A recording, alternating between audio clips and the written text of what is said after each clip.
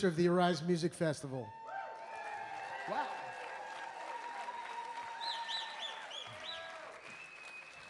Don't get too excited. That just means I'm the guy who has to talk to the cops. Hopefully that won't happen tonight. Actually, the Arise Music Festival is produced by an extraordinary team of people, some of Colorado's most talented, most gifted, most visionary individuals that I've ever had the great pleasure to work with. And when you see anybody who looks like they're working here, smile at them, okay? Because it's all love. So that's one way we express our love to each other, even to strangers, is we look at their eyes and we smile. I once had a friend come up to me at a festival who said, "How come you're always smiling?" And I thought, I'm not always smiling. And then I realized I know why they thought that. It's because whenever I see my friends, it makes me smile. So we're all friends here, so smile. I want to introduce Mark Ross, who is going to moderate this discussion with my dear, dear, dear friends, Julia Butterfly Hill and Daryl Hanna. And I know, I can't believe they came here. How lucky are we?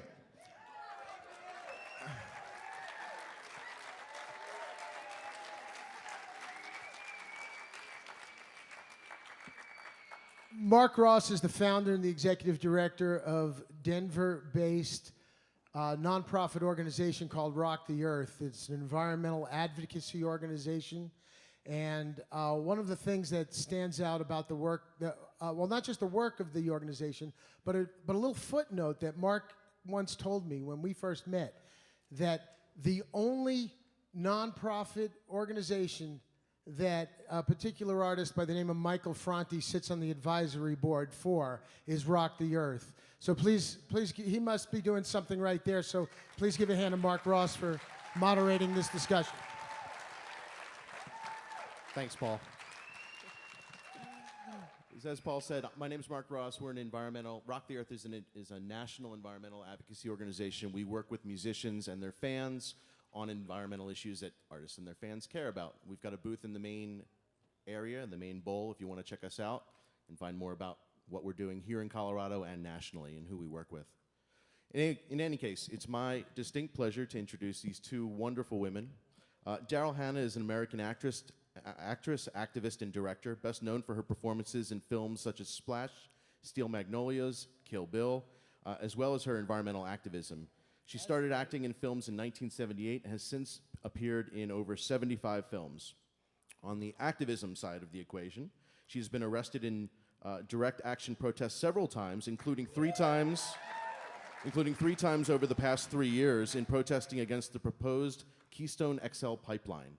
She also maintains a video blog on sustainable solutions entitled DH Love Life. Yeah, love life. Julia Butterfly Hill is best known for her 730-day residency in a 1,500-year-old California redwood named Luna. Yay, Luna! She lived in Luna for 2 years to prevent loggers at the Pacific Lumber Company from cutting it down. Eventually, Julia did come down after the company agreed to preserve Luna and a 200-foot buffer zone around the tree. Since that time, Julia has been one of the most inspiring and highest-profile environmental activists in the history of the entire movement, and has been a best-selling author, motivational speaker, and co-founder of Circle of Life Foundation and the Engage Network, a nonprofit that trains small groups of civic leaders to work towards social change. So please welcome here to Arise Festival, Daryl Hanna and Julia Butterfly Hill.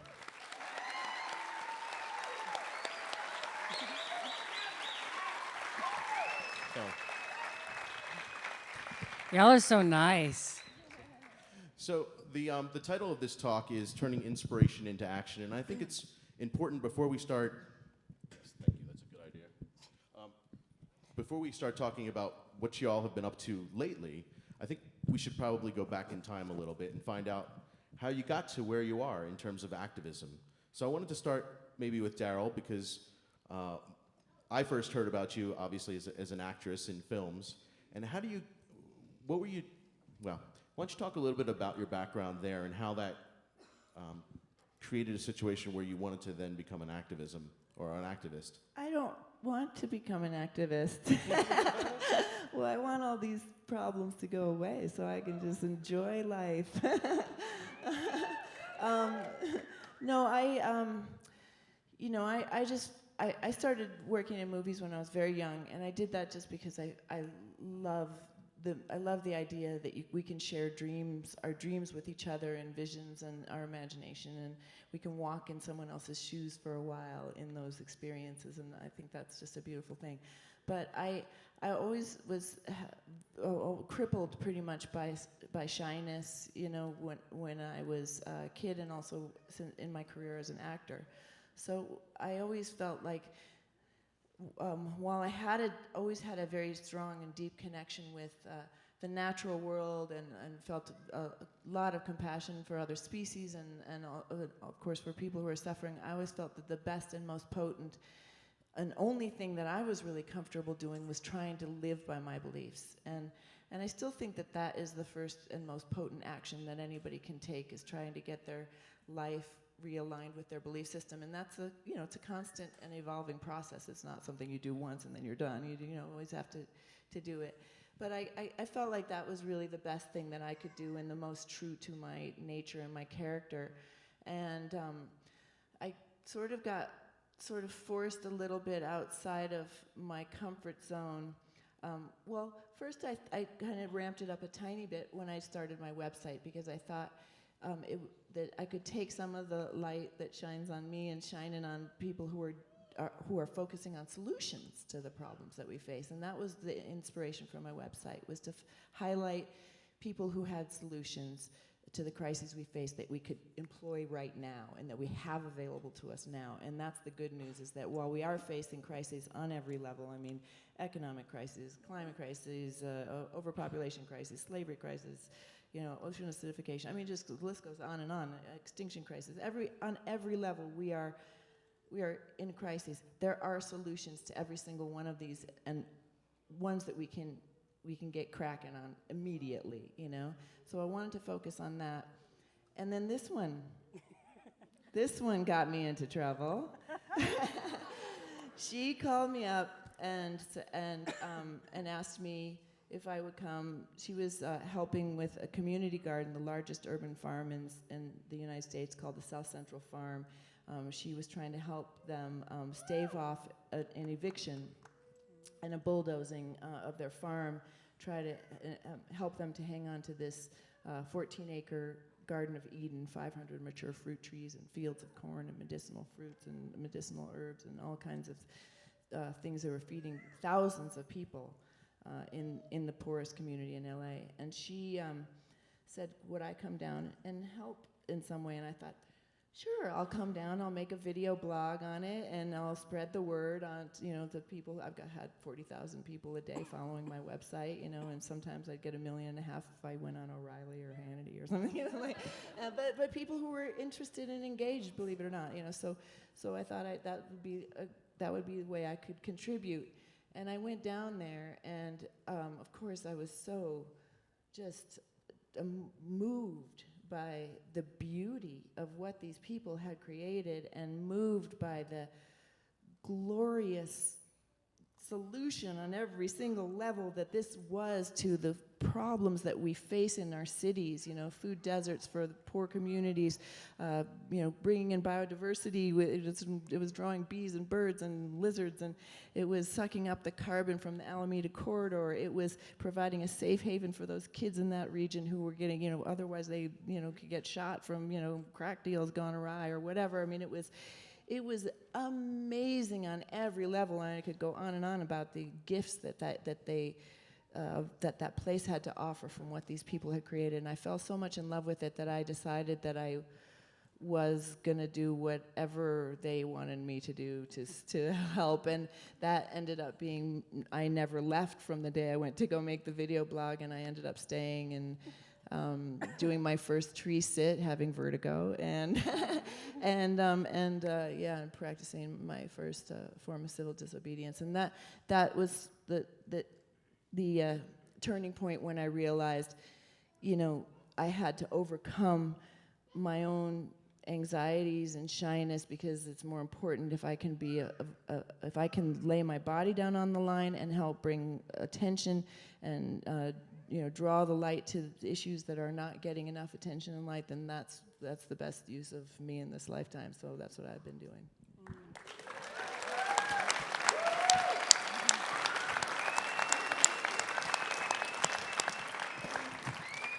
So Julia, what were you doing before Luna, and what led you to take that direct action that was so heroic and has inspired millions of people since then?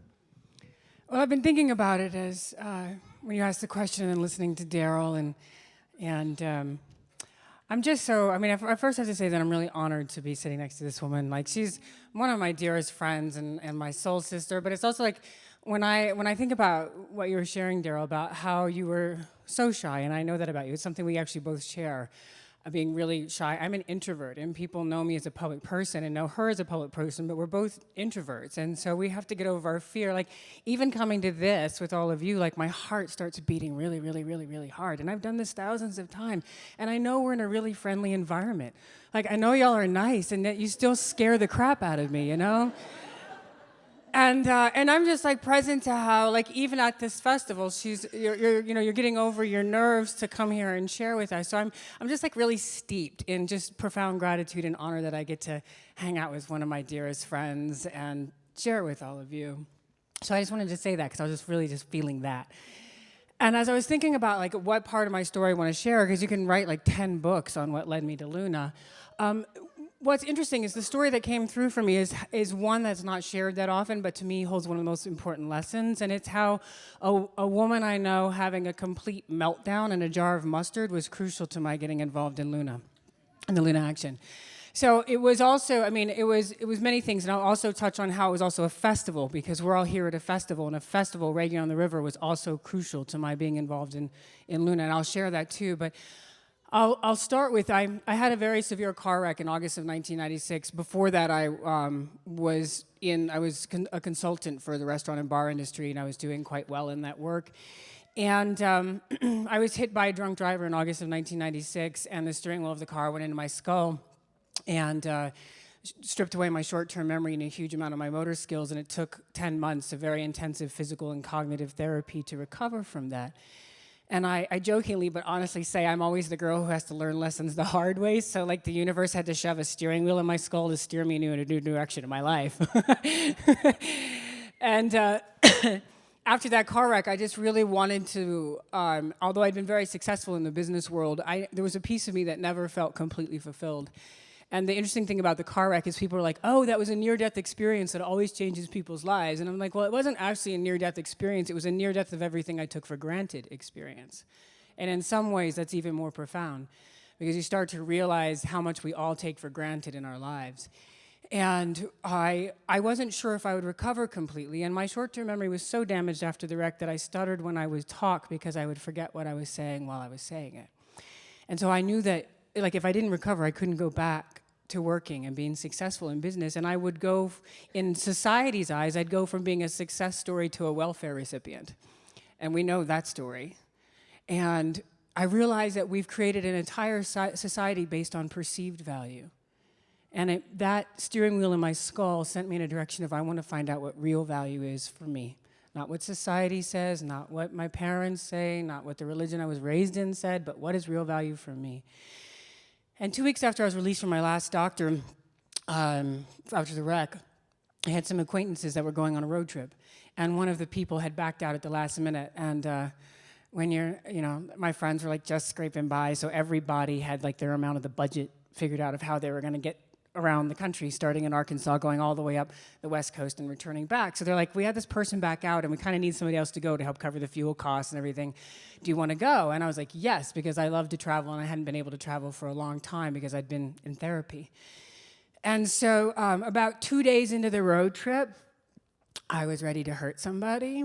I always tell people, like, if you want to learn a lot about yourself and about other people, go on a road trip.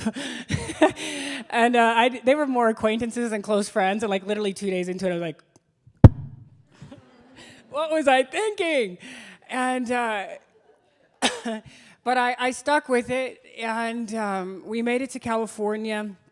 And one of the people, there was a couple, a married couple, and then the driver of the van and myself. And the husband of the married couple really, really, really wanted to find Gary Snyder's Zendo Center, because Gary Snyder had been instrumental in this young man's transformation in his life. But the interesting thing is Gary Snyder's Zendo Center is not open to the public, so you can't just go find it. So we were on this like crazy search to find Gary Snyder's Zendo Center. We kept stopping and asking people, and they kept sending us to all these Zen centers, and none of them were Gary Snyder's Zendo Centers. So we were like all over the place in Nevada and California looking for Gary Snyder's Zendo. And then I'm getting to the like meltdown and the mustard part, if you're wondering what's happening. So we had pretty much given up hope on finding the Zendo Center. And we pulled over, we found a natural food store, and we pulled over to get some things for lunch. We get some things for lunch, we get back in the van, and we're traveling down the road. And I love preparing food for people. It's just something I love to do. So I start getting everything ready to make our lunch. And the young woman who was part of the couple said, "What do we have to put on our sandwiches?" I said, "Oh, that's a good question. Let me look." And I looked in our ice cooler, and I looked in our little, reused pickle bucket things, and realized we didn't really have much. We had gotten vegetables and things, but we didn't have hummus, and we didn't have really any spreads. And I said, "Well, we got lettuce and tomato and onion." And I went down the list, and she was like, "But we don't have anything else to put on the sandwich." I was like, "No." And she's like, "We don't have any mayonnaise. We don't have any mustard." And we'd been traveling down the road a ways at this point, so we were a little ways away from the grocery store. It wasn't like we could just turn around and take 2 minutes and go back. And I was like, "No, I'm sorry, we don't." And she started freaking smooth out. And bless her heart, like she was stressed from the road trip too, right? That is it to us. But I was like, "Hey, we're in this collectively. No one said I was in charge of buying stuff. Like I was just trying to be helpful and make some lunch, and you're like having a freak out." And she's like literally freaking out. She's like, "We don't even have a jar of mustard." And I was like, "No, we used it all. I didn't notice. I'm sorry. What do you want me to do?" And so I had this flash of brilliance, and I was like, "You know what? Every convenience store has mustard. Like, even if it's in packets, we'll find some mustard." And so I'll just keep our eyes out for the next convenience store we see. And we're driving down the road through a town that if you blink, you miss it. And there's one little gas station on the side of the road, and I yell out to the driver, "Pull over here! I'll go find the mustard." And part of it was I wanted to get the heck out of the van before I hurt somebody. So I've learned in my life it's a really good thing to put myself on a timeout. Not just for kids. Like, I've learned it's a good thing. When my fuse is about to blow, put myself on a timeout. So I was going to go find mustard in part to put myself on a timeout so I wouldn't do or say something I would regret. So as we're pulling up, the driver of the van looks out and sees this guy filling up a propane tank, and he says, "If anybody knows where Zendo Center, that guy does." And I didn't think anything about it. I went into the little gas station convenience store. Sure enough, they had a jar of mustard, not just packets of mustard. I was like, yay. They even had like the spicy horseradish kind. I was like, oh, life is good. She's gonna be happy. And I come out of the convenience store, and not only did the man with the propane tank know where the Zendo Center was, we were a quarter of a mile from the turnoff on the road to a dirt road that had 2 more turnoffs, none of which are marked by any signs whatsoever that would lead us to the Zendo Center. So we found this angel because she had a meltdown about mustard. We get to the Zendo Center. This guy, Daniel's coming out of the Zendo Center, and he said, "Sorry, we're not open to the public." And the husband shared his story, and he was like, "Well, I got to let you guys in." And so he let us in, and I was like, "Well, I was getting ready to make us some lunch. I'm sorry, all we have is some vegetables and some mustard, but if you would like some, I'd be happy to make you a sandwich." He said, "Yeah." So then he asked us where we were going, and we said we were going to the coast, and he said, "Where?" We said, "We don't know." He said, "We have to go to the Lost Coast. If you're going to the coast in California, you have to go to the Lost Coast." So we said, "Okay." We had our experience there. We shared our lunch. We went to the Lost Coast. We chose to spend 5 days away from each other on the Lost Coast so we could all continue loving one another. During those 5 days, I had this, actually in the first few days, I was really, really clear I wasn't supposed to go any further on the trip. And I didn't know why, but I knew I wasn't supposed to go any further on the trip. But then I was second guessing myself. And so I asked on the 5th day as I was walking back to our van, I asked the universe, if I'm right, then I'm not supposed to go any further, please give me a sign. And as I walk up to the van, all 3 of them are there and all 3 of them are arguing. And I was like, okay, there's my sign. Like we weren't even back together yet, we were already arguing. And so I walked up to him and I said, I'm actually not going any further with you guys. And they were like, what? Where are you going to go? I don't know. How long are you going to stay? I don't know. When are you coming back? I don't know. How are you going to get back? I don't know. And they're like, okay. And I gave them some money for the rest of the trip, and they left. And I ended up meeting somebody who was a coordinator for the volunteer positions for Reggae on the River. And he needed to fill a spot, which is actually extremely rare with that festival, that close. It was a month away that they actually need volunteers because everybody wants to volunteer at these festivals. And so I was given a volunteer position at Reggae on the River.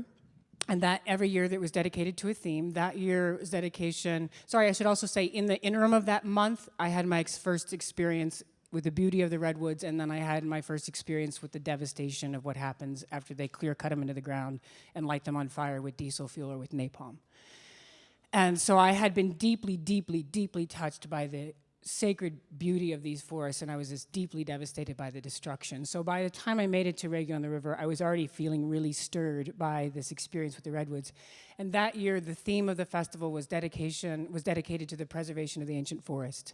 And I heard these amazing speakers, I met these cool activists tabling, and on Sunday, in August of 1997, I said, I'm gonna come back and help these forests. I don't know what I'm gonna do, but I'm gonna come back. I went back to where I was living. I sold everything I owned, which was another, like, people are like, what are you doing? I'm like, I don't know, I just gotta trust this. Thank God I sold everything I own, because I went back out to California, and 5 days later, I was in a tree known as Luna. And if I had been in that tree and had to worry about my stuff, it would have been a much different experience than I had freed myself from the things that would hold me back. I climbed up into that tree thinking I'd be there 3 weeks to a month, and it turned into 2 years and 8 days. And the reason why I share that story, and it's a little long, but the reason why I share that story is because we react negatively to the meltdowns, and there's miracles hidden in them. We miss the jars of mustard in our lives, and there's miracles hidden in them. We need to start looking for the meltdowns and the mustard in our lives. Well said.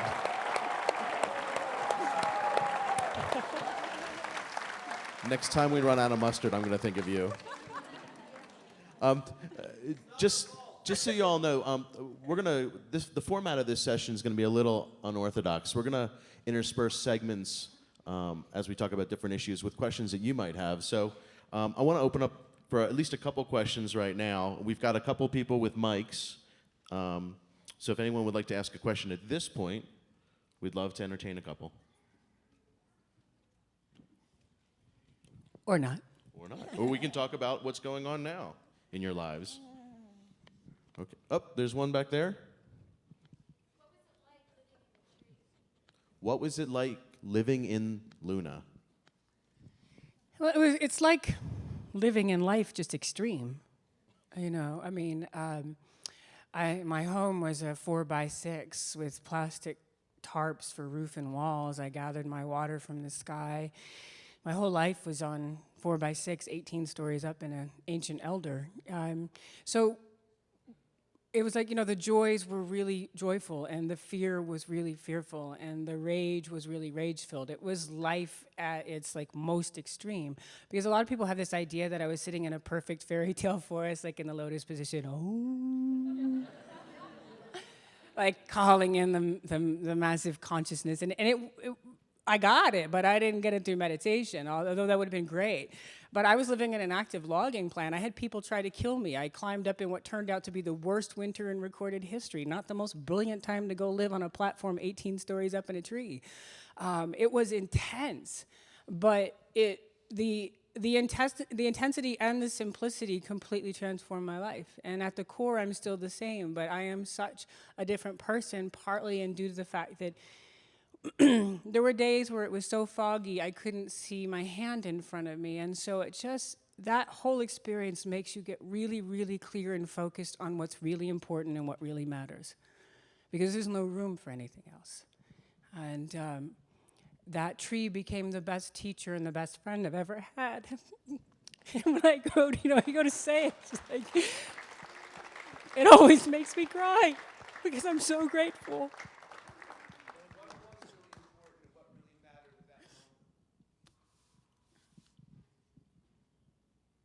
I'm just going to cry for a minute.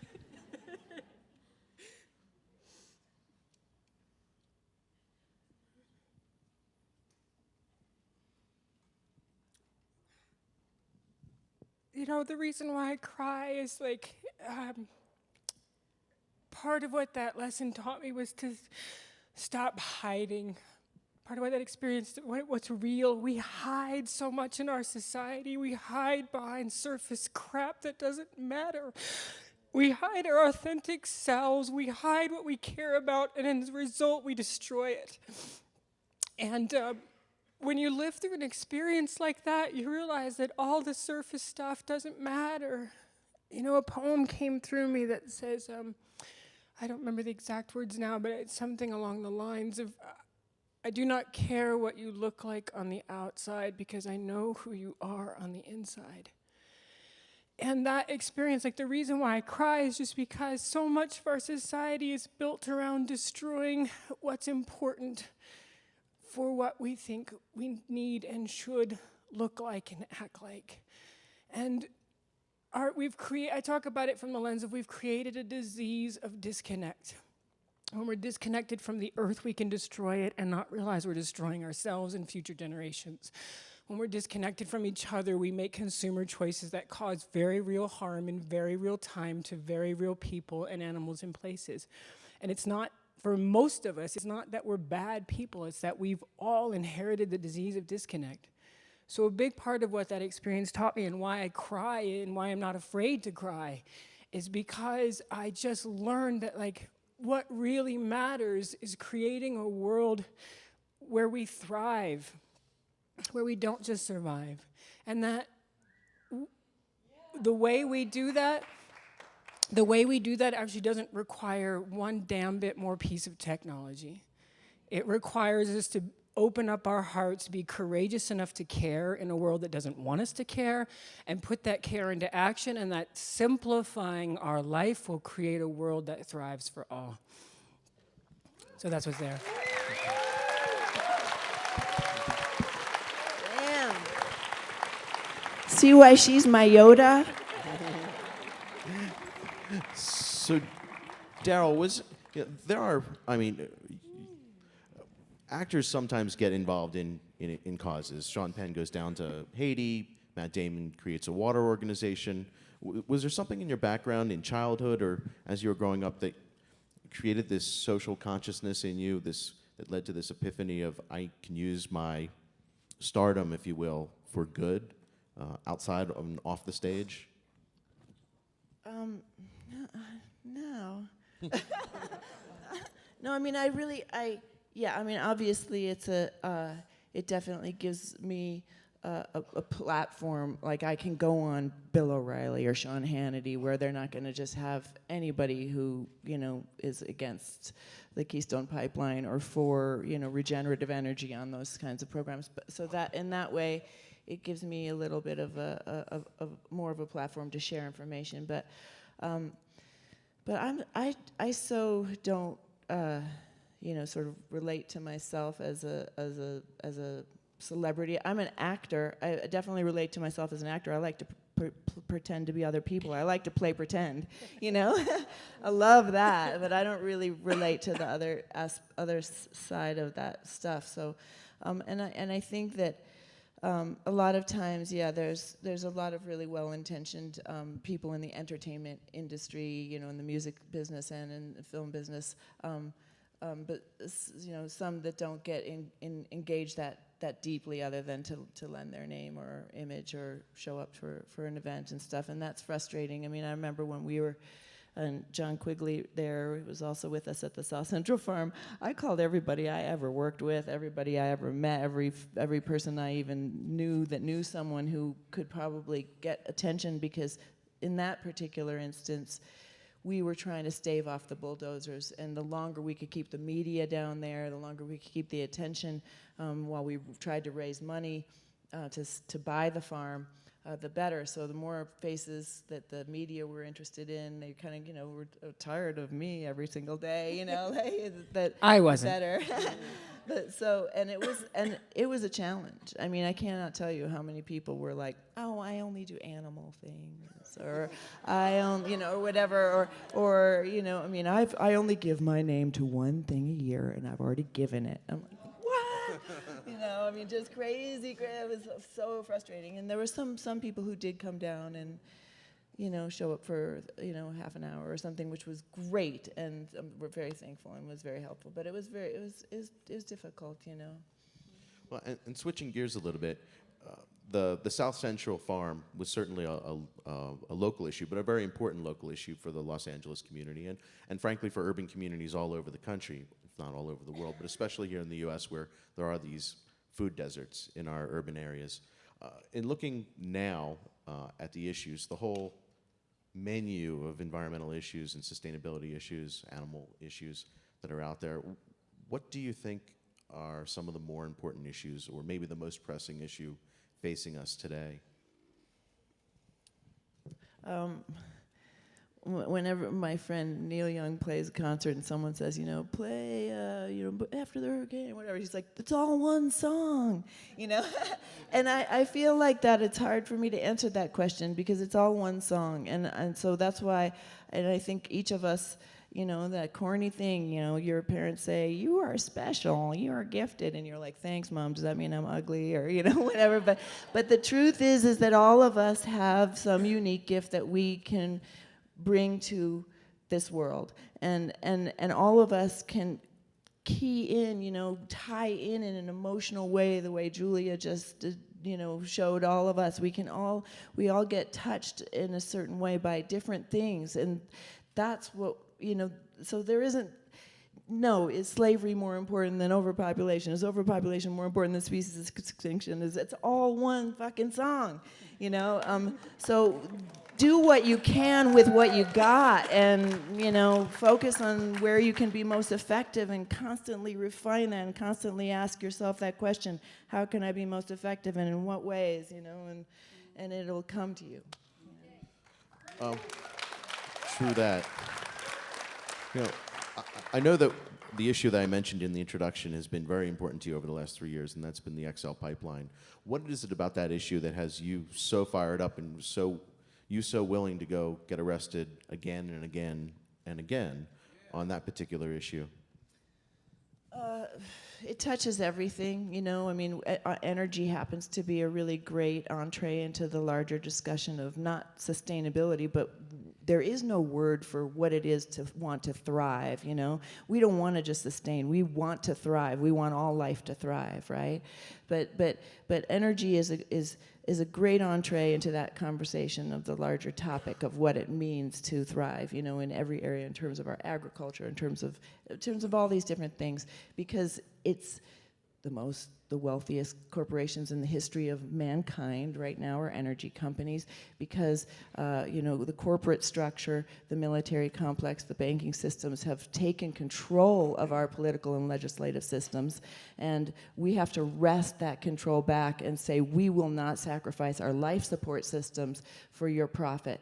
And in this case, we do not need that. It's not necessary, We don't need, that pipeline is really only just a passageway through our country so that they can get their product to export, and meanwhile it's going to endanger, not only, of course, they want to expand the tar sands to the side of the state of Florida, so that's their impetus for making a bigger pipeline, because we're already processing tar sands oil in Oklahoma.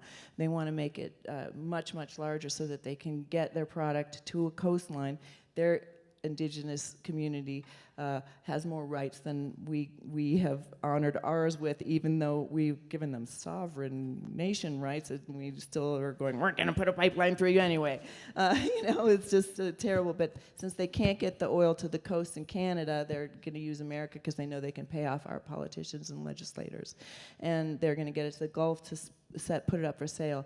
So not only if they expand the tar sands will it put the climate chaos situation right over the edge, and in a state that even the World Bank, even the most conservative interests who usually say, oh, climate crisis, there is no such thing, there is no even they're saying, we're fucked. Oh, sorry, oh God, children, I'm so sorry, I have a potty mouth. you know, we're you know Earmuffs. we're toast. If we expand the tar sands to the size of the state of Florida, largest industrial project on the planet, you can see it from outer space. But if they expand it to the size of the state of Florida, they say in the reports of even the World Bank report is one of the scariest I've ever read on the climate crisis, and it says right now we cannot avoid a 2 degrees rise in Celsius, and that means we're going to already be dealing with the type of weather extremes that we are facing now. But if we go beyond that to 4 degrees, it's total systems collapse. That's not a phrase that can sustain any life. Total systems collapse. That's scary, and we're on the precipice of making those bad decisions. And as Julia says, you know, you can always go down a road, and, you know, you go down a road and realize you're going down the wrong way, you can always turn around, you know. And we need to turn around on the way that we produce energy, the way we produce our food, and the way we protect and gather our water and natural resources.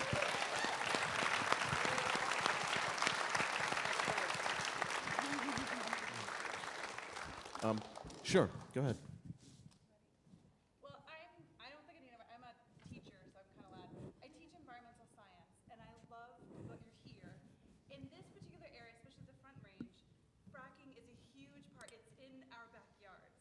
So I'm just curious if you could talk a little bit about what we could do as we're starting to arise, as this festival is, to put more forth, and more particularly as, for me, a teacher, teaching high school, what can we do for our future generations?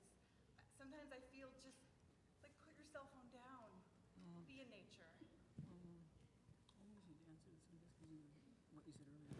Okay, yeah, well, I mean, you could, you know, speak to that man, first of all, speak to the fractivists. They'll give you some great ideas about how to mobilize in Colorado.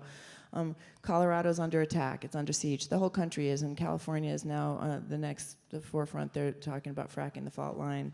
And, but Colorado, that's a really good idea, isn't it? We're a smart species, boy. But anyway, Colorado is a gold rush right now. It is under siege. But the good news is, did you see the movie Gasland? If you've guys seen the film Gasland, Josh Fox, who made Gasland, highly recommend the movie. It's very informative. He just finished Gasland 2, which is out as well online. But the Delaware River Basin, the fracking industry had 80,000 leases in the Delaware River Basin. And they weren't stopping for anything, and they just bolted. They just said, okay, you guys are giving us too much trouble, we're out of here. So let's arise, let's keep up the fight, talk to the fractivists, they've got a booth out there. We can chase them out of Colorado. This place is too beautiful, too pristine, and too important to the kids that you teach. Get them out there in the woods. We need Colorado to be in its beautiful, pristine form. So this is the fight of the moment here in this state, for sure. And I just want to add real quickly to that. When I guess this is just a little part of me that gets concerned. You know, Daryl and I are up here just because we care so much and we want to create the space for these kind of conversations to happen. And I'm never too far away from being mindful about, like, when we're all cheering Daryl being arrested, I want to ask every person in this room, how many times have you been arrested? Like, it is not appropriate to ask somebody else to be the hero. Our world needs each and every one of us to step up. The greatest changes in history and herstory have only happened when people are willing to put their bodies where their beliefs are. You want to stop the people who want to frack. You want to stop the people who are drilling for oil. You want to stop the people who are genetically modifying your food. We have to realize we're all addicts and we're addicted to comfort, and the butterfly only becomes the butterfly through liquefaction. I don't think it's that easy of a process. It has to let go of its comfort in order to become the butterfly. Our world is calling every one of us to be the heroes and the sheroes, not just looking to the Daryl Hannas and these kinds. And I'm not saying you're not already doing it. I'm just calling it into being because it's something I'm driven to right now, that I want all of us, when it was being mentioned earlier today, but it's something I always say when people come up to me and say, thank you so much, you're so inspiring. I'm like, great, what are you inspired to do? The world needs all of us to be doing our part. That is different for each and every one of us, but what I do know, myself included, we have to be willing to look at where our comfort is and where that might hold us back and be willing to stretch through it, because what we're facing right now is demanding all of us to be bigger than we know ourselves to be. Because who I was on December 10th, 1997 was a woman that if you had told me I was about to go through 2 years and 8 days in a tree and go through everything I went through, I would have laughed and then I would have screamed and I would have run back down the mountain. I would have never have done it, because in my head, I was not that woman. And so we have to allow our hearts to break open. That's part of the reason why I'm willing to cry. Because when our heart breaks, that's growing pains. What does that mean? The muscle is growing, our capacity to care is growing. All of us have to consistently look where our fear or our desire to stay comfortable is holding us back, because the issues we're facing don't allow any of us to play small anymore. And as Daryl said, it would be great if we could all just enjoy life and not worry about it, but that's not the world we've inherited. We have to step it up. And so I just wanted to speak that now just because it was really like alive in me, that this issue with fracking. It may be you have too much to risk to get arrested. We'll find every way you know to support the people who are getting arrested. Like whatever it is, we have to be full on right now because we need it, and the future generations who are going to inherit whatever mess or whatever beauty we've left behind, they're not even born yet, and their lives are in the balance. And it's depending on what we choose to do and how big and bold and beautiful we're willing to be.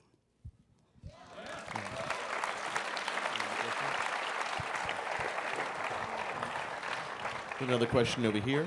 Yeah, thanks. Since we're talking about fracking, I'm going to take 2 minutes and answer this question. So I'm with Frack Free Colorado, and we have a booth here. And the big thing, Jeannie Manchester's sitting here is a friend, and she's a wonderful yogini. And one of the things that she said was, it's about the breath. The sacred passage that we have each moment. And with fracking, all those pollutants go into the air, and we don't have a choice. A pregnant mother who's living near an oil and gas operation, she can't move. Her baby inside her is going to get affected, and any child. So one of the things that we can do is there's something called the Colorado Air Quality Control Commission, and they meet at the end of the year, and they're making regulations now to change what happens. We can ask for 2 things. One is that there is no oil and gas drilling that happens within a half mile of where people live or go to school. That's it.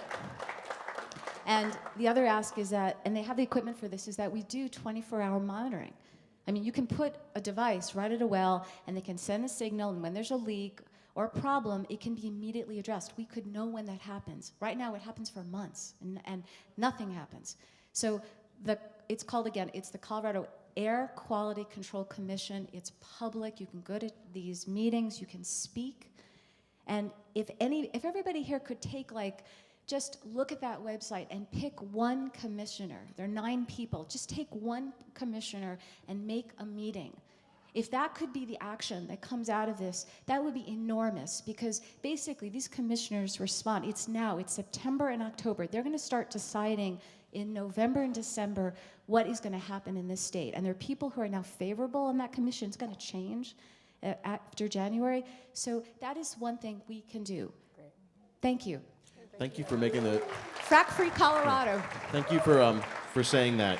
I think it's important when we start talking about these environmental issues that we approach them sometimes pragmatically and talking the same language that the drilling companies are talking about, and being able to meet them on that playing field for the Air Quality Control Board and be able to talk about these issues in a technical way, as opposed to no, but being able to say these are the specific things we want and need for us to live in a healthy society is real important. Can I interrupt for do just a them both. second? I'm sorry. I'm just really aware of the personal ecology in this space, and it is hot as hell in here. Do we have a way to open some doors or get some airflow or any way in this building? Is that possible? Anybody know? I'm just whoo. It's on. Yeah. Okay. I see a lot of people fanning themselves. I think I'm not the only one who's hot in here. I'm like, whoo. Maybe it's just all of our collective energy. We're so fired up. We're like heating up the room, and I'm like, whoo, I'm melting up here. Before we get to the next question, I wanted to come back to you, Julia. We've talked about fracking. We've talked about the XL pipeline. And of course, you got famous by protecting old-growth forests. Is there an issue right now that's burning you up more than any other? Well, there's not really one issue because, as Daryl said, no, really, it's all one song. It is all related. The approach that I tend to take, though, is one about like getting to the root of the disease. And I mentioned it earlier, the disease of disconnect. It is alive in all of us. And it is truly alive in all of us because if it wasn't alive in all of us, the example I keep using is like, it's awesome that this festival is using compostables. Like they actually had to stretch outside their comfort zone to provide that for all of us. I'm committed that someday we're gonna come back to a Rise Festival and they're not even gonna have compostables because every single one of us are gonna be bringing our own stuff, right? So, even though we're using compostables, if they hadn't had the courage and the conviction to provide that for us, a whole bunch of people here would be using disposables that don't come from a more conscious source.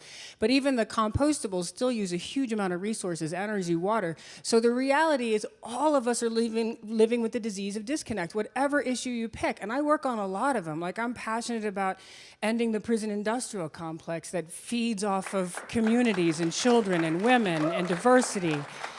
I'm committed that we don't create energy. It's one of the things that's not talked about enough.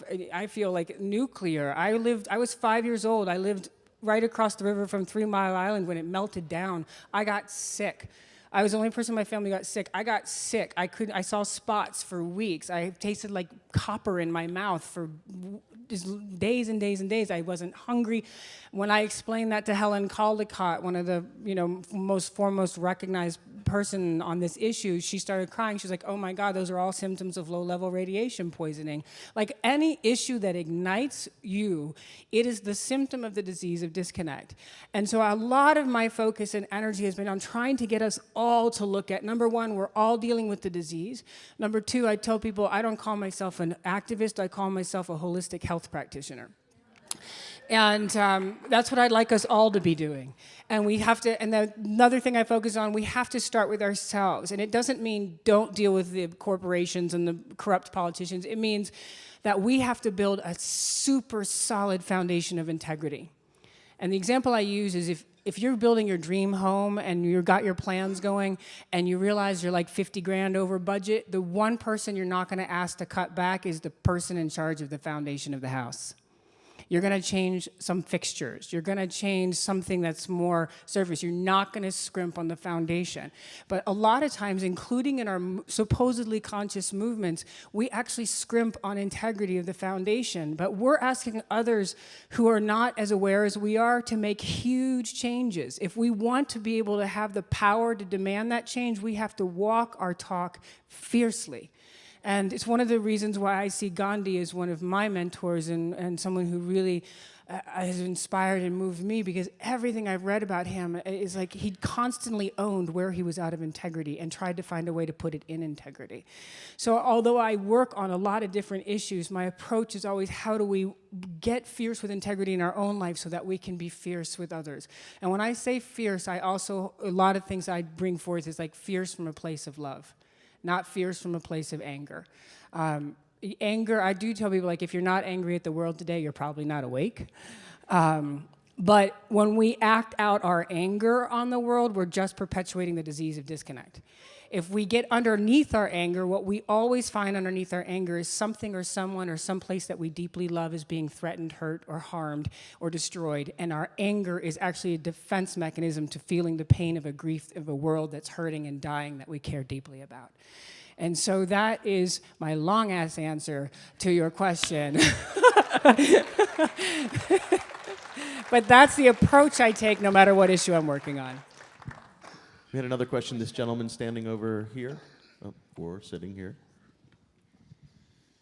Hi, Julia, Daryl. It's nice to talk with you. Yeah, you're right. Colorado is under attack, but we're also blessed with something called Amendment 64.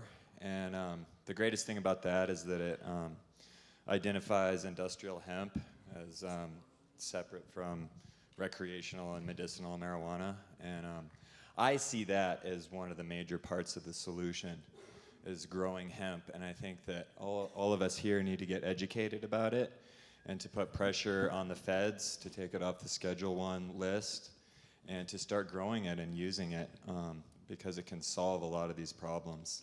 And so my question is, are you two familiar with it? Have you been keeping up with what's happening? My car runs on hemp oil. Yeah, right. And I eat it. I mean, it's the highest source of essential fatty acids. Anything that isn't glass or metal can be made out of hemp. It is. It grows like a weed because it's a weed. It's a weed. You know, it doesn't need much water. It doesn't need pesticides. It is a great crop. They were pushing farmers to grow it during the World War II for a victory crop. We need it again. We need it desperately. We could be using it for so many things, for buildings, for fiber, for food, for fuel, for everything. Yes, I agree with you. That's fantastic. Right. What can we do to pressure the feds? How can we get the message out a little bit more, in your opinion? I don't know.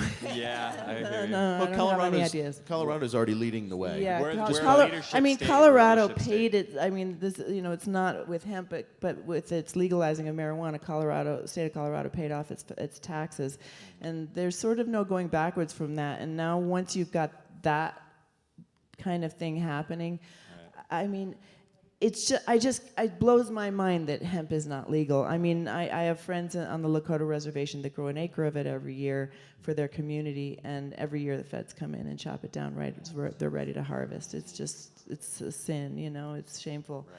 But it's a matter of spreading information and getting people not to be afraid. I think people still have fear that if they're seen endorsing hemp, that they're seen endorsing drugs.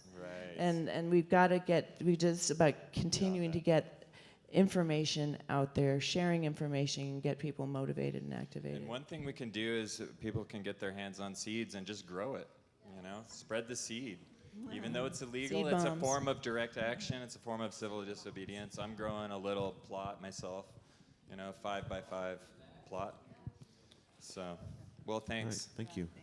This gentleman back here has been waiting very patiently, if we could. I wondered what you thought about free energy or nearly free energy, and if it does exist, how can we get it unsuppressed, more implemented, more widespread? Shout it loud. I mean, you know, that's the thing. We've got you know, it is annoying that everybody's like this rather than looking at each other, you know, but there is a great use for those things. They're supposed to be tools for us. They're not supposed to make us into tools, you know.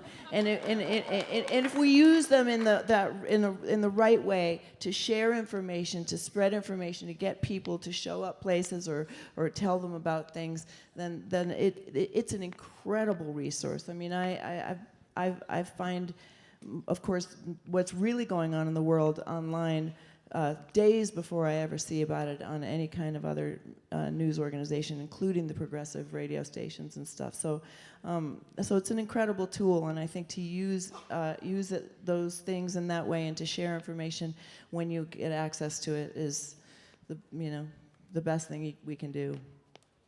Another question over here. Right before that, I understand that there is going to be a free energy conference in Boulder in October.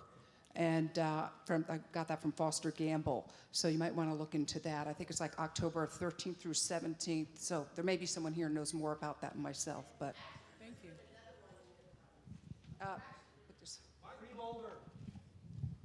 Here we go. Just real quick. Hi, this is Mickey, and we're actually doing another Evolve Expo with Free Energy with Foster in February. So if you Google Evolve Expo, that'll be coming out. We just did one in February last year. And then 5 seconds, we're working on legislation right now, Right to Know GMO Colorado. We're registered with the state. We're getting the language together. We have the attorney hired. We have the campaign manager coordinated. And we're just working on the language right now and be looking for help with petitions probably around February. And we just have 3 key speaking points. First of all, we have a right to know. Second, there is no judgment. So once it's labeled, you can choose whether you would like to consume it or not. And thirdly, what is it really that they don't want us to know? So that's October and February. There's some free energy. And now this gentleman down here. It's okay. Just an FYI on this guy's question over here. Free energy does exist. My former employees at JP Morgan funded Nikola Tesla, and they own 17 patents on his work. So on that. What I wanted to say was, one of my heroes, Buckminster Fuller said, yeah, we're in a geodesic dome. He said, don't change anything by fighting the existing reality. He said, build something better that makes the old one obsolete. So I was thinking, on that note, I used to be in a stage where I get arrested for stuff and that sort of thing. But right now I'm more concentrated on making things. I'm more concentrated on, see, we can go to pipelines and get arrested for them building them, and it will put it off temporarily. But if you start using alternatives to their product, you're going to make that industry obsolete, because there's no reason for that industry to exist. It's because there's better alternatives. So we just need to raise awareness of those alternatives, and they won't even need to build a pipeline. Yeah, absolutely. My friend Charis Ford, who's an amazing guy. You guys should look him up if you have a chance. He used to say, just throw a better party. People will come on down. And it's true, you know? I mean, it's a lot more fun when you're eating food that tastes like food. It's a lot more fun when you're driving fuel that is not choking you and killing you. And I think that right now we got to kind of do it on all fronts. And I think we do have to sound the alarm and let people know what is going on. But then when I, do get arrested, I also go on Bill O'Reilly and say, and by the way, my car's running on hemp oil, so we don't even need this shit. Sorry, oh, God.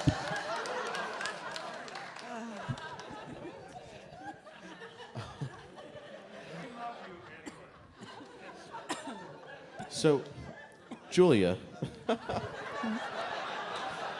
You need me to say a couple cuss words in solidarity? Earmuffs. Julia, you're living in Belize part of the year these days. What else are you up to? What are some of your current projects? Well, mostly what I've been drawn to do is that, like Daryl for her acting, for me, because of the attention I got for living in an ancient redwood for over 2 years, I'm given extra resource. I'm given more attention. I'm given all the things that go with that. And yet our world is full of sheroes and heroes all over doing amazing work. And one of the biggest challenges is people don't know about it. And I years ago started saying, we all know we live in a world full of problems, but one of the biggest problems is that we also don't realize we live in a world full of solutions. And so part of the reason we don't know is because the media makes more money keeping us not only uninformed, but misinformed. Because when people are misinformed, when people are overwhelmed, when people are fearful, they become very good consumers, because it's a way we can numb ourselves to feeling overwhelmed and afraid and not sure how to take on the issues because they seem so big.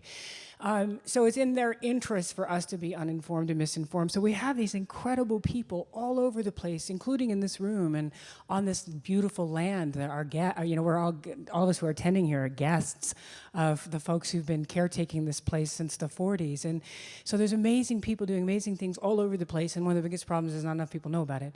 So a lot of my work has actually just been helping bring that energy to the people who are doing the good work, to share the energy that swirls around me with the people who are doing the work.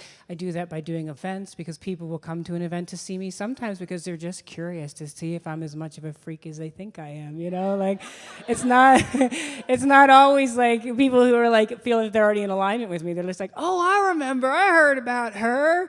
She was that girl that lived up in that tree. I'm just gonna go see what she's like, And we need those folks in this room, in this conversation. So that's actually been a lot of my work. And then, like, even It's funny because I was trying to get residency in Belize, which I've actually been denied, but I was in the process of that, so I couldn't get arrested in Texas with Daryl and with Eleanor Fairchild, but I was there, and I was so excited to be the one behind the scenes working on the press release at 2 o'clock in the frickin' morning, getting the language right and checking for grammar errors and those kind of things, like all those unsexy things that are actually really crucial in a campaign, like getting an effective press thing out, getting an effective press release out is actually crucial because you want the press to know about it. And then the blessing is we had Daryl Hanna being arrested along with an 80-something, I forget exactly. Yeah, she's a great-grandmother getting arrested on her own land, right? So, like, we couldn't have had a better story, but we needed someone to get that story out because their butts were in jail at the moment. So I got to be a part of that team, and it was so awesome to be able to have a way to contribute, even though, like I said earlier, sometimes we're not able to be arrested. At that moment, I was not able to be arrested, but there was a way I could help and support. So that's just been a big part of what I've been doing for a long time now. And the reason I moved to Belize is because I have asthma, and it's gotten worse over time, partly because when I was sitting in a tree, I was living in an active logging plan, and I breathed through a wet rag as they lit clear cuts on fire all around me with diesel fuel and napalm. So I already had problems in my lungs, and then I inhaled diesel smoke and napalm smoke, and it trashed my lungs even more. And when I'm in the tropics next to the sea, I don't have to use an inhaler to breathe, and it's such a different experience to be able to take a breath and actually be able to take it. I also have something called hip dysplasia, which makes it really hurt. It hurts to walk, it hurts to move, and when I swim in the sea, there's no pain. And finally, after years and years and years of giving myself, I realized there was a little integrity out because I was working so hard for a healthy world and a healthy planet, and I was disintegrating in the midst of it. So I made the choice that I was going to move somewhere where my health reservoir could fill up some so that when I go and offer myself in service, I'm offering my best self instead of my limping along, gasping for breath self.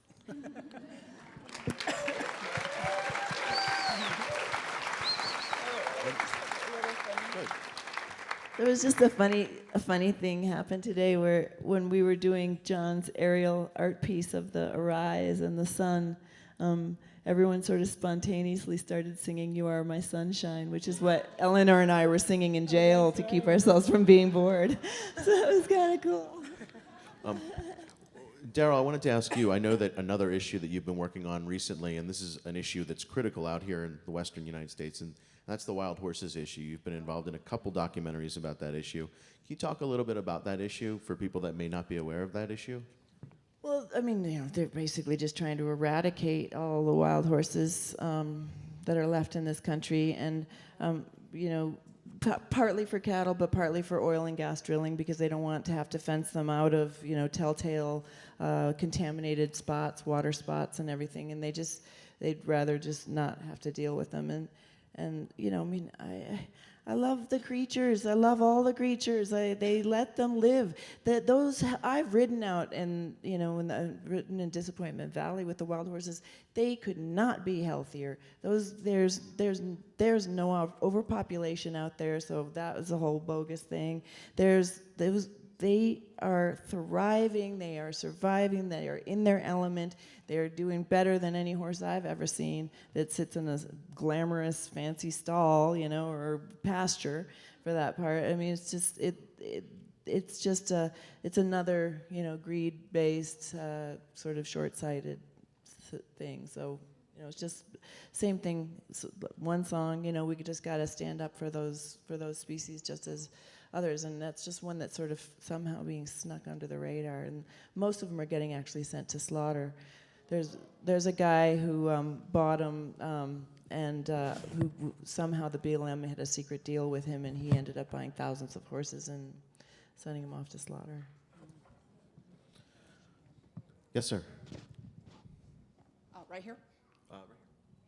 Ma'am. That's quite all right. Sorry. It's okay. It happens a lot. So my question, first I'd like to say I am so honored to be here. When I heard that you guys were coming, I heard about the story of Luna through that documentary, Fierce Light, and saw about the neighborhood in LA and when you came, and incredible. And I'm a musician and an activist, and I speak very passionately and very loudly against GMOs, for sustainable farming, against chemtrails, for connecting our communities, against the Federal Reserve, for alternative currencies such as hemp, which our currency used to be. And I understand that right now we're living in this country on the verge of a very serious financial collapse that is only on the edge here because it hasn't been publicly stated, because our currency really does not, it's an illusion. It doesn't really have real value like hemp did, where you could take your pieces of hemp and use that for something. When this collapse happens, the only thing we'll be able to do with this money is burn it to stay warm, essentially, except for the coins, which we can melt down and make stuff with. But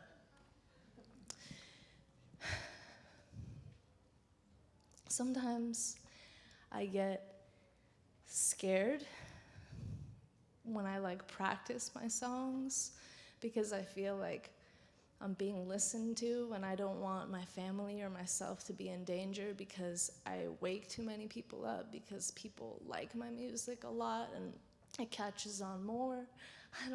I'm terrified of putting myself in danger in that way. And I see you two in the place that you're in and see how you're focusing on solutions while still, calling people out for their bullshit and for harming us. And I'm wondering if you do really believe that justice is possible in this country because the leaders that are running things now, because their hands are so involved in all these things, in the fracking, in the currency, in the factory farming, the GMOs, the chemtrails, because they're so tied in with it all. Do you personally believe it's really possible to see these men behind bars? Well, first, I don't think they belong behind bars because that just perpetuates the damn problem. Our prison systems are not based on rehabilitation, they're based on retribution, and retribution never heals. A year after I came down from Luna, somebody took a chainsaw and tried to cut Luna down, even though Luna was protected. And there was, everybody set up camp and took sides and started creating a war around. We got to find who did this and arrest them, etc. And I said, you know what, though? If we find the person or people involved who did this, I'm going to go into court and fight that they not go to jail because that's only going to make everybody get it entrenched even deeper into their sides. I want the guy or the people involved to go to some anger management and conflict resolution classes. I want them to be demanded that they have to go plant trees in areas that have been devastated. I want them to be mandated to sit in circle with activists so we can all talk together and figure out why we think responding violently to our differences is the appropriate solution. That's what I want to see because that would actually make our world better. Throwing corrupt politicians in jail is only going to support the same system that's perpetuating the problem. So that's you can tell I don't feel anything about that. But my second thing is, when it comes to do we think change can actually happen? Well, change is unavoidable. Life is constantly evolving. Life is always changing. The interesting thing is people are always shocked when I say this, but I'm probably the world's biggest cynic. And people are always surprised by that. I just don't happen to let it stop me. That's all. Seriously, I really am a cynic, and I'm a cynic because I know I'm a cynic partly as a self-defense mechanism because I'm so dang sensitive and I feel everything so deeply that I can't help but feel like, we're kind of screwed. But I always, I say yeah, that extraordinary people are extraordinary because all they are is extraordinary. They just don't let their ordinariness stop them. The reason why superhero cartoon characters are interesting is because they always have a human side. If they were just a superhero, they would be boring. It's that other side of them that makes them an interesting character. And so I don't necessarily feel like we're going to get ourselves out of the massive mess we've created. I'm just not going to let that stop me. Why? Because life is a miracle. What else would I want to do with my life than offer it in service to the vision of the world I want to be in, regardless of the outcome?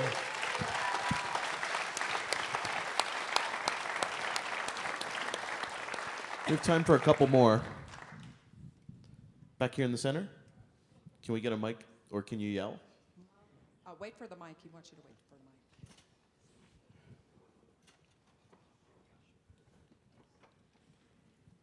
Thank you. I've been raising my hand since the very beginning. Look at you being persistent and committed. Yes. Look at that modeling, everybody. Woohoo!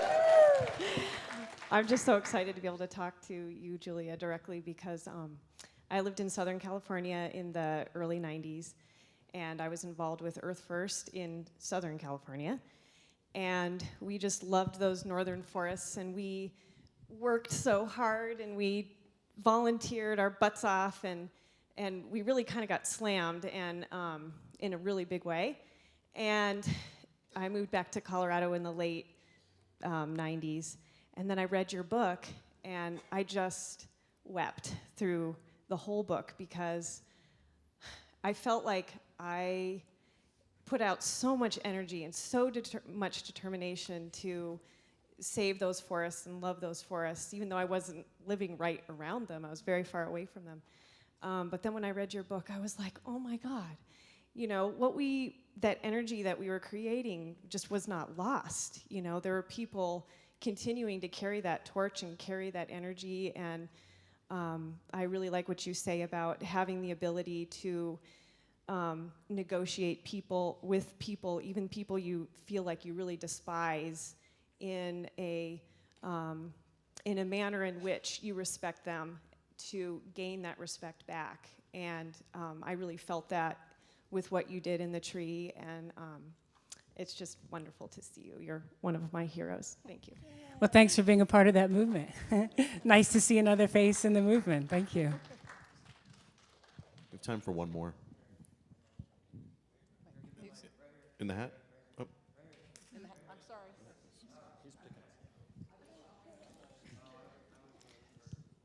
Yes, it's a wonderful privilege after coming through 5,000 years of monarchical, patriarchal empire, seeing the feminine energy coming to the fore for championing the world here.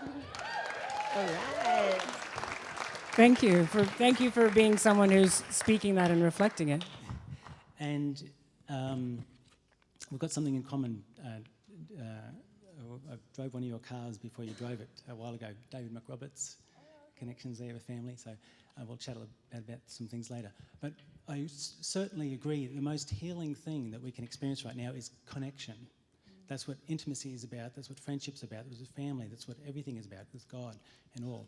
So how would we create a global connectivity for the planet to feel a part of a human family and part of empowering the younger people and old as well?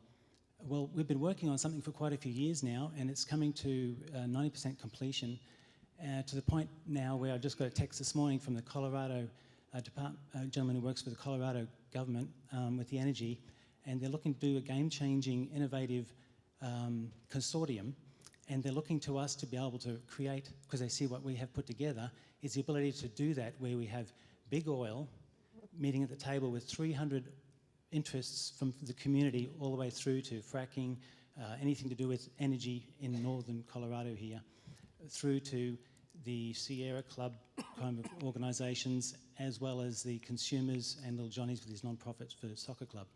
So what we need to create are solutions that everybody can buy and come to the table at and all discuss, because basically competition and capitalism has collapsed every system on the planet, including the air we breathe. And for my home country, they're even taxing that.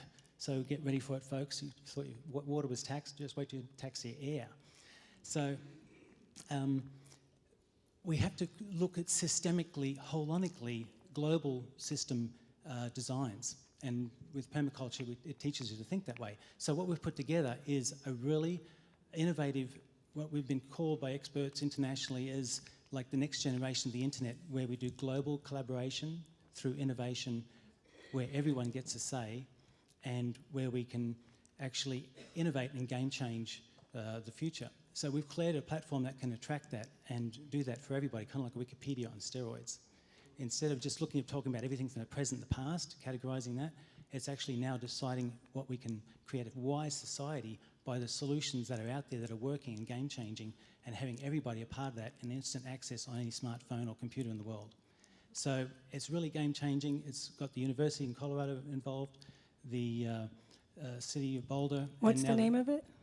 We're kind of just in a pre-launch. We're patenting the software. We're non-profit because it's owned by everybody here. So it's for everyone, and it's a collaborative model. So it's all about the feminine energy. We're moving from competition to collaboration. The greatest human need is to be needed. And because we're not authentic with ourselves, people aren't seeing each other for who they are. And when we start to gifting out of the goodness of our heart, the greatest IP and the greatest ideas and the Tesla technology and all these things being open sourced on a platform that everybody can access instantly and vote on, it's a game changer.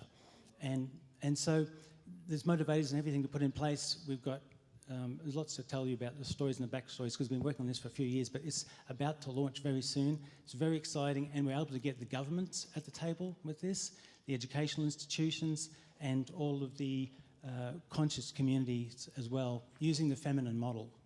And, right. Well, we'll keep our eyes open for this thing that's coming, this game changer that's coming. There is a name for it, and we're patenting the process so that we're using the male system to hold space for the female system so that no corporate interest can come in and muscle it out. So it's held by everybody and owned by everyone, and we'll be launching it soon. But I'd love to chat with you about some of the potentials for the feminine energy and collaborating for being able to do a really awesome, cool rollout. Thanks. Can I tell a little tiny story about collaboration?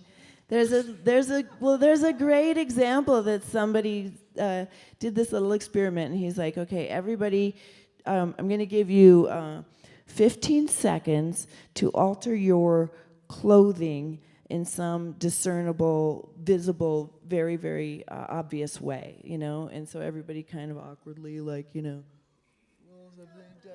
makes themselves look a little more goofy, you know, whatever, and then he goes, okay, all right, you all look a little different or whatever, but now I'm going to take this section, that section, this section, this section, this section, and that section. And I'm going to give you 5 seconds to make one of you, all of you work together to make one of you look completely different. And in 5 seconds, that person looked wildly different. And everyone was laughing and giggling and having a great time doing it rather than an awkward. So collaboration is really where we're based. You know, collaboration touches each of us, and it's part of being of service. It's one of the very few elements when they've done all this scientific research into happiness. It's one of the main elements of happiness is to be of service, to be part of a community, to have a place in a sense of community. And that's why I think that so many of the solutions that we're looking at are not these sort of mass centralized solutions. They're decentralized energy, they're decentralized regional agricultural permaculture systems, decentralized food, and we're talking, you know, when you talk about you know, the things that bring us together are our basic needs. And I don't care if you're blue or if you're red or if you're conservative or if you're liberal, we all have the same basic needs. We have those things in common, and to focus on that commonality brings us all together and makes us realize that we're on the same side and that we're all fighting for the same vision of a world in which we can thrive, hopefully. So it's a great, great thing. Well, we are unfortunately out of time. We could spend another hour of this. Please join me in thanking Daryl, Hanna, and Julia Butterfly Hill. Thank you.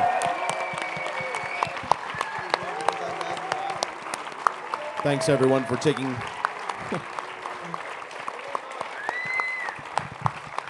Thanks for taking time out of some music to enjoy this kind of discussion. Again, I'm Mark Ross with Rock the Earth. Thanks very much. Enjoy the rest of your festival.